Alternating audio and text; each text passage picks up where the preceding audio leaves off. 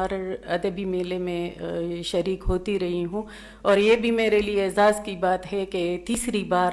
آج میری کتاب منتخب ہوئی ہے جو تحقیق کی ہے، اس سے پہلے افسانہ اور شاعری کی تھی، تو اس حوالے سے بھی میں ان کا شکریہ ادا کرتی ہوں۔ بات آتی ہے میری کتاب کی، تو اکیڈمی ادبیات نے ایک پروجیکٹ مجھے دیا تھا پاکستانی ادب کے معمار کے سلسلے میں۔ وہ پروجیکٹ تھا پروفیسر ڈاکٹر سلمیٰ شاہین کی فن اور شخصیت کے حوالے سے۔ تو جب میں ان کے بارے میں جاتی رہی اکیڈمی اور دیگر لائبریریوں میں اور ان پہ تحقیق کے لیے چیزیں ڈھونڈتی رہی، تو وہاں مجھے کئی ایسی خواتین ملی جن کا ذکر کہیں کتابوں میں نہیں تھا، اور مجھے اس کو دیکھ دیکھ کے بہت افسوس ہو رہا تھا کہ یہ کیوں ان سے لوگ بے خبر ہیں اور کسی کو پتہ نہیں۔ وقتاً فوقتاً ان کی چیزیں شائع ہوتی رہی تھی، اور میں سلمیٰ بی بی کی کتاب بھی مکمل کرتی جا رہی تھی، اور ساتھ ہی ساتھ میں نے بہت ساری خواتین کی تخلیقات جو تھی وہ بھی جمع کر لی۔ اچھا، تبھی یہ ممکن ہو سکا کہ میں اس کتاب کو مکمل کر لوں۔ جہاں تک پشتو زبان اور پشتو ادب کی تاریخ ہے، تو ایک بات میں یہاں کہنا ضرور چاہوں گی کہ پشتو صرف زبان نہیں ہے، ہمارے لیے یہ ایک آئین، منشور اور زندگی کے لیے ضابطۂ اخلاق ہے، جس کے اندر ہم اپنے خواتین کیا ہمارے مرد بھی اسی دائرے میں زندگی گزارتے ہیں، اور ہماری خواتین بلا شبہ اسی دائرے کے اندر اپنی زندگی گزارتی ہیں۔ تو جہاں مردوں کو آزادی نہیں، وہاں خواتین کہاں اپنی آزادی کے لیے آواز اٹھا سکتی ہیں۔ تو چونکہ خواتین جو ہیں وہ حساس بہت ہوتی ہیں، حساسیت ان میں کوٹ کوٹ کر بھری ہے، تو پرانے وقتوں سے لے کے ابھی تک خاتون نے بہت نفیس ملائم انداز سے محسوس کیا اور اس کو لکھا۔ جہاں تک ہماری خواتین کی تاریخ ہے ادبی، تو اس کا اگر میں ذکر کروں تو ہمارا خوشحال خان بابا سے پہلے کا سنہرا دور ہے،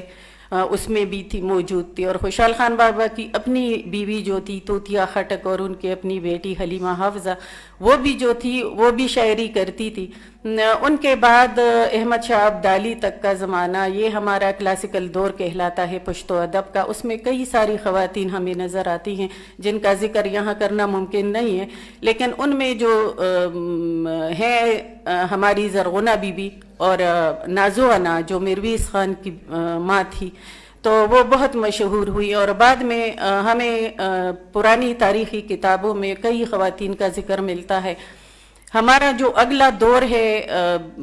20ویں صدی کا شروع کا زمانہ، آغاز کا زمانہ، یا 19ویں صدی کا آخر کا زمانہ، تو اس میں ہمیں بہت ساری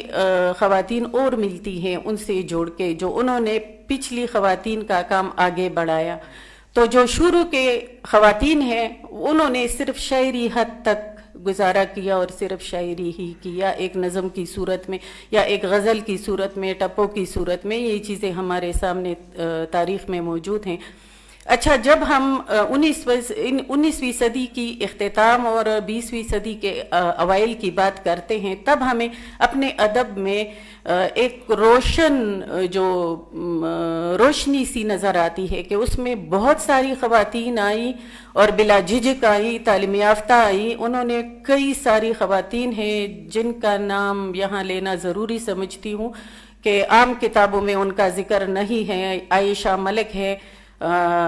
مبارک سلطان شمیم تو جانی پہچانی ہے، لیکن ان کے علاوہ جو خاتون ہے، تاج خٹک ہے، جنہوں نے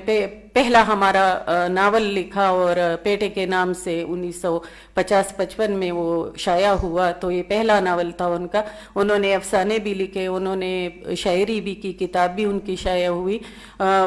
کانتا بیگم تھی، واسع خیشگی تھی، فاضلہ شہلا تھی، قمر سلطانہ، صابرہ سلطانہ، یہ نادرہ تھی۔ یہ ایسی خواتین تھی جنہوں نے اس دور میں رسالہ بھی نکالا، اداریے بھی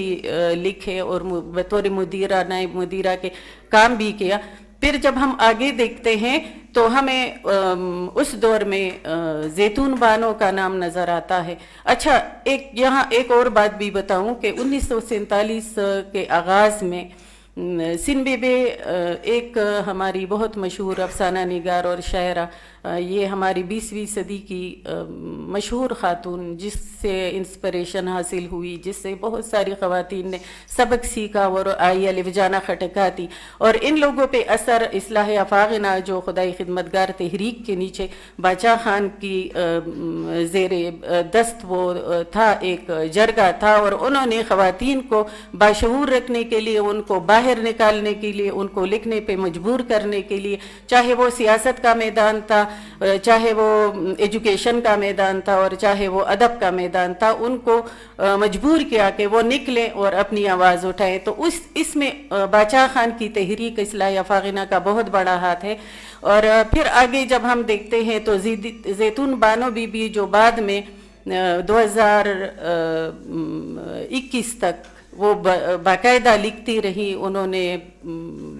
1950 سے کم شروع کیا، اور وہ ماں کہلائی پشتو افسانے کی، تو ان کا کام بہت بڑا ہے، اور عوام نے ان کو پیار بخشا، عوام نے ان کو دل میں جگہ دی، اور وہ ہمارے لیے ایک روشنی کی مثال ہیں، جس پہ چل کے آگے سلمیٰ شاہین، ساجدہ